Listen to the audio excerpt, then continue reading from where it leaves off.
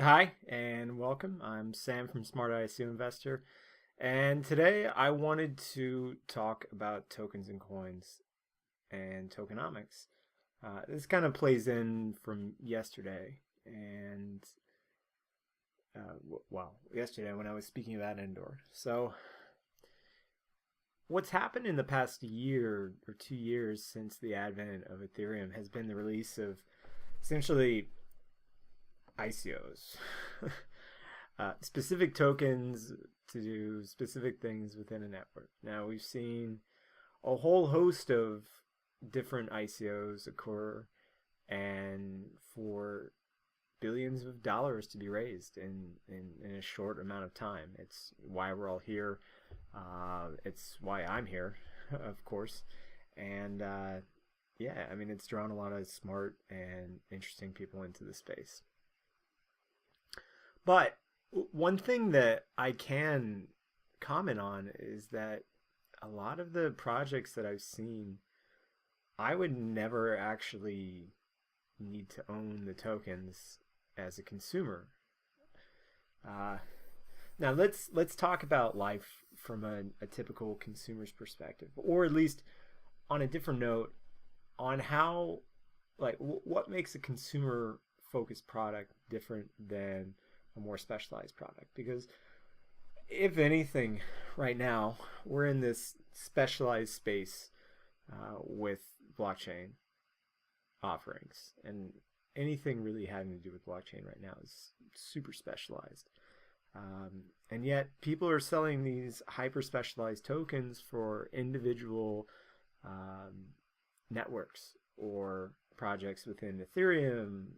I don't really want to talk too much about projects with their own infrastructure. I want to focus more on tokens here, because with coins, they fulfill a very specific purpose. So privacy coins, that sort of blockchain infrastructure is built for privacy, for wallet shielding, implementation of ZK snarks, or a host of other things like ring signatures with Monero.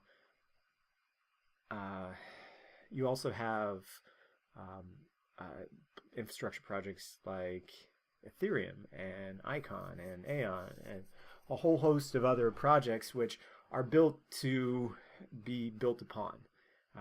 Now, it's more things inside of these projects. Say you're a supply chain management service and you want to have your own token, or you're a medical records keeping person and you want to have an ERC20 token. At the moment, we've seen a lot of these ICOs for tokenized whatever access to the network, but there's not really much implementation of the tokens yet.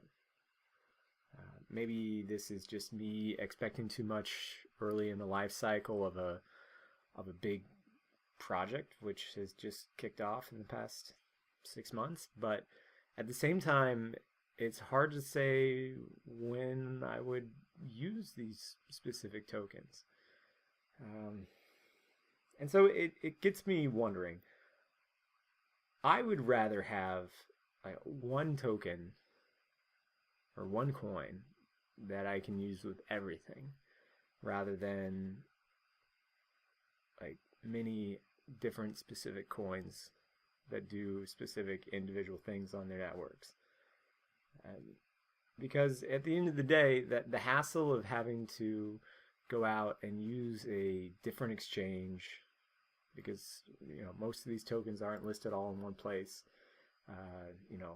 Binance can't list everything, so having to go out and find those coins and tokens, come back, put them back into my wallet. There's so many extra steps in there that they're really only built for people like myself and other people who are extremely interested in blockchain and are willing to put up with a lot of issues to use them. Now, I know that a lot of companies have done their raise this year and last year with the expectation that they'll have a network ready by Q3 of this year, Q4, maybe even next year, like some companies that I'm not going to name. But at the same time, it just doesn't sit right. Most, if not all, ERC20 tokens are absolutely useless. And we've yet to see any one token actually, except for maybe Omega, like achieve any like I can't even say long standing, because Ethereum's only been around for almost 3 years, just about. And that's what makes it difficult. I see a lot of these projects going forward that want to build a network to do this, a protocol to do that. And it's just difficult, because I don't, it's good for me as a investor, because I can trade these tokens on a day-to-day basis, but a lot of the times it's from a consumer perspective, I just want to have one app that does everything. I mean, why do I have an iPhone? I have an iPhone because everything that I need to do is here. It doesn't have to like go outside of itself. I can get all of my apps in the App Store. I don't even carry a wallet anymore because my phone does everything. I rely so much on this one piece of hardware that I really don't need anything else. With a set of headphones and a phone, I can do pretty much anything. Now, bear in mind that there has to be an infrastructure in place that allows me to do that. Like, one of the biggest things that I have my phone for, and I'm thankful about, is I can carry all my credit cards on it now. I don't need a wallet. The only reason I would need to carry around a wallet would be to have my driver's license. And because I'm in Russia at the moment, I don't drive, I don't need a wallet. I literally can pay for everything here. Plus, the Russian government has forced all of the small businesses to adopt these contactless payment systems. So it makes it extremely easy for me to not have physical cash or wallet, which is great. And it makes it extremely easy for me, and this is why I use it, and this is why millions of people use this service, because it's extremely easy. And so for all of these tokens and blockchain apps, I'm not sold that any consumer front-facing applications will have any success with ERC20 yet. It's the development and the ease of consumer access, I don't think is there. And it could get there in the future, but the implementation is still extremely difficult. And the question you have to ask yourself, and which is a resounding no right now, is could you get your parents, this is a general thing, I'm just saying, could I get my parents to go out and buy some random shit token to go and use for some service? Or is that token limited to a specific amount of crypto enthusiasts who understand hardware security, who understand how to navigate exchanges, who can do everything that's necessary and to protect themselves and to ensure that they can go out and buy cryptocurrencies and then use them correctly? So I worry about ERC20 tokens, any ERC20 token that wants to be a consumer-facing token. I think there's certain ones out there which will achieve success. I think like Stack is one of my favorites. I'm a big Stack holder. I love it. I think that they're building a platform for crypto enthusiasts, but it's also like a banking platform and your credit cards and everything is going to be there. And I will be, from day one, signed up to that. What else is consumer facing? I'll come back to that as I think more. Really, it's just Stack because it integrates my crypto and then also financial information. So I guess this brings us to a bigger question of, if you're a consumer, what should you own? And really, it's everything in the top two: Bitcoin, Ethereum, possibly privacy coins if you like them. I think that's it. There is one There is one. It's called Orca Alliance. It's really cool. So one of the things that the EU is doing for 2018 is they're implementing their Payment Services Directive 2, second version.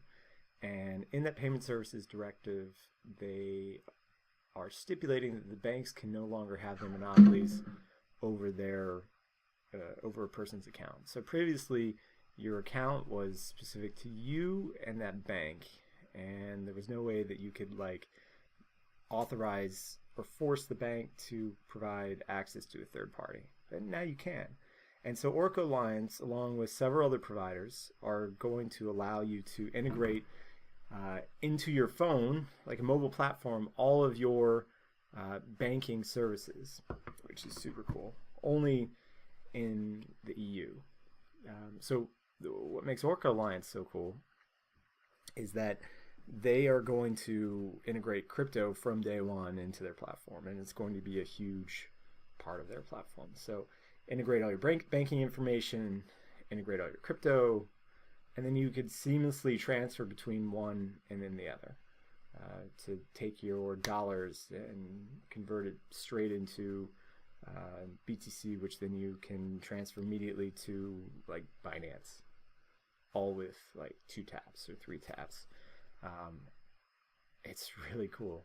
They almost would become like a Coinbase, but with bigger integration. Now, I bring up them because they have an ERC20 token, and their ERC20 token allows you access to other ERC20 tokens or services or dApps inside of their own platform. So just like we have the App Store in our Apple phones, you have an App Store in the Orca app, which allows you to do copy trading, financial services, loans, whole set of services.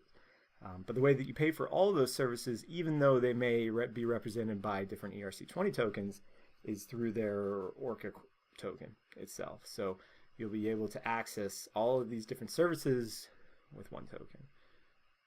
So when I think of consumer front-facing tokens, it's not specific tokens that do one thing within one ecosystem.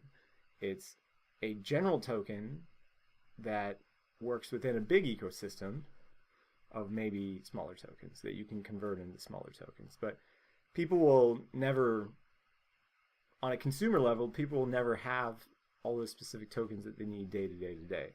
They just want one. They want ease of access, ease of use. Can we do it in 2 to 3 clicks? How long is it going to take me? Because from a marketing perspective, millions of dollars are spent to make sure that we have the easiest route to buying and using a product.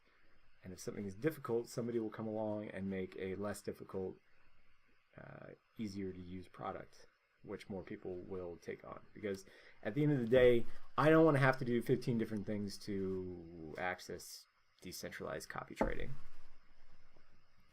I want to do one thing, and I want it to be 2 steps and not 15. So I don't see the use case for a lot of ERC20 tokens, and it does not make up any consumer token except for Stack. It doesn't make up a huge portion of my portfolio at the moment, and it probably never will until there's a better use case. Orca is cool. There's Siglo as well too, which is also consumer facing.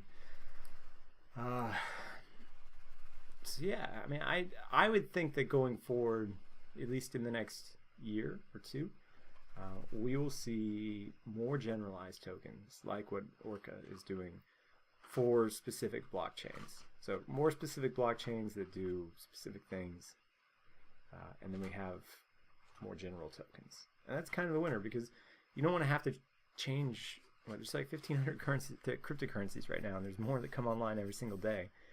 And most are going to fail. Most will disappear.